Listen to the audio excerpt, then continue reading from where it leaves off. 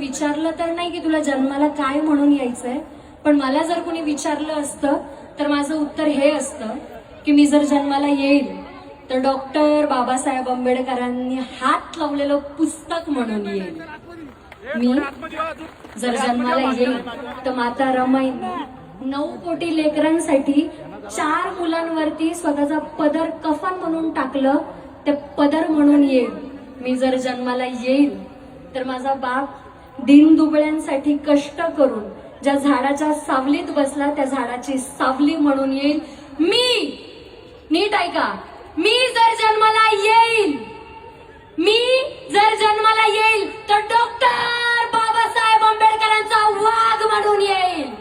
मी जर जन्माला येईल तर डॉक्टर बाबासाहेब आंबेडकरांची ती वाघीण म्हणून येईल. आणि जर येता आले नाही तर अशा जीवनावरती 10 वेळा लाथ मारीन.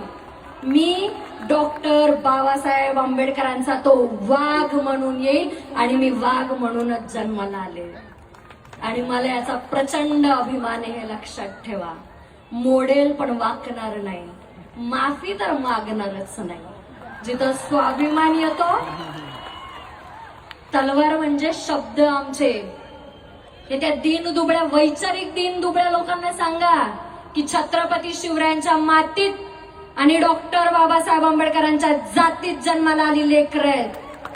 हे कुणाच्या बापाला नाही घाबरत. मी डॉक्टर बाबासाहेब आंबेडकरांची लेक म्हणून समस्त महाराष्ट्राला सांगते की मी कुणाच्या बापाला ना कधी घाबरले होते ना कधी घाबरणार आहे. लक्षात ठेवा. डॉक्टर